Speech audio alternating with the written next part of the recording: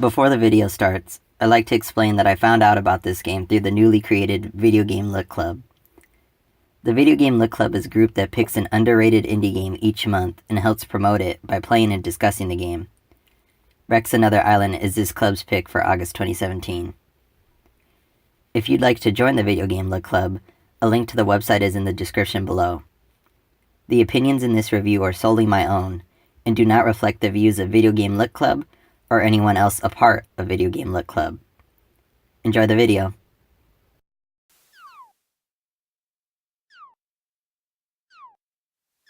From developer Shysaursoft, with music from Pete Gresser, comes Rex Another Island, an open-world platformer.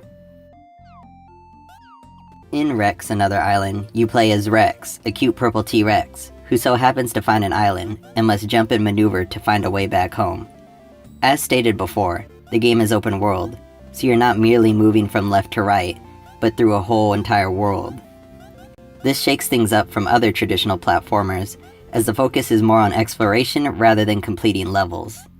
There's a more relaxed pace as you can tackle it in multiple ways. Do you rush through the world to the end? Do you look through every nook and cranny? Or do you just go at your own pace? All options are valid. The basic controls are easy to get the hang of, and if I wasn't lazy enough to read the controls on the game page, I would have avoided a little confusion.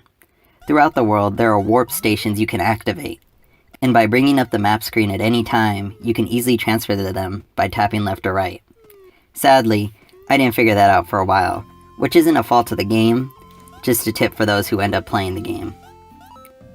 Outside of that, the only problems I had with the controls was that I accidentally activated the warp when I meant to jump, on account of the buttons being next to each other. Luckily, you could just click R or die on purpose to go back to your previous checkpoint easily. If the keys were rebindable, I also could have changed the buttons, but they worked well enough as is. Outside of just exploring the world, there are 5 gems and 777 coins scattered about for you to collect, which by collecting all of them nets you 2 special endings, which along with the normal ending adds up to 3 endings total. Math. The challenge from this comes from how the coin collecting and checkpoint system interact with each other. When you collect a coin, it simply does not get added to your total. Oh no. You must get to a checkpoint to permanently bank them. If you die before reaching one, say goodbye to those coins, you're going to have to collect them again. So you may be asking then, why don't I just get a few then go back to the checkpoint? I mean you can, but the more coins you get before banking them at a checkpoint, the higher the score multiplier you receive when banking them. If you don't care about score, you don't have to worry about it that much.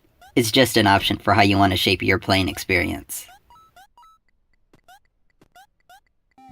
But if you want to test your gaming skills to the utmost extreme, you can go for the greatest challenge. To get the highest possible maximum score in the game, you would have to collect all 777 coins before touching a checkpoint.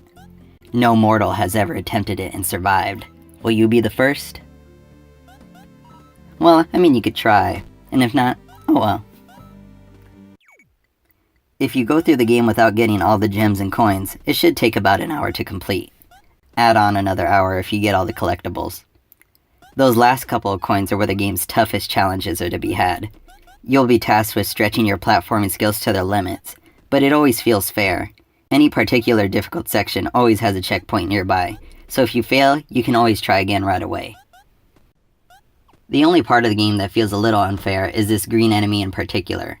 Its hitbox seems a little too specific. In situations where I thought I got it, I die instead.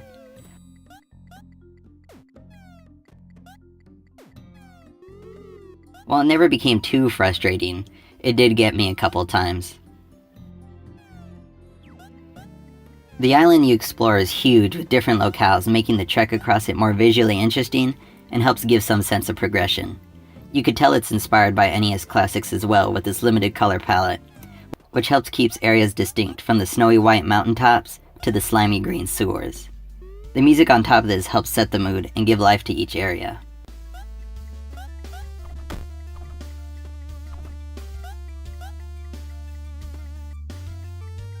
Rex Another Island takes simple gameplay and gives it a wide scope, and for what's given, it mostly succeeds. Despite the few complaints I had, I enjoyed my time with it. And for only $2, it's money well spent. Rex Another Island is available on itch.io, and the link is available in the description below. Thank you for watching.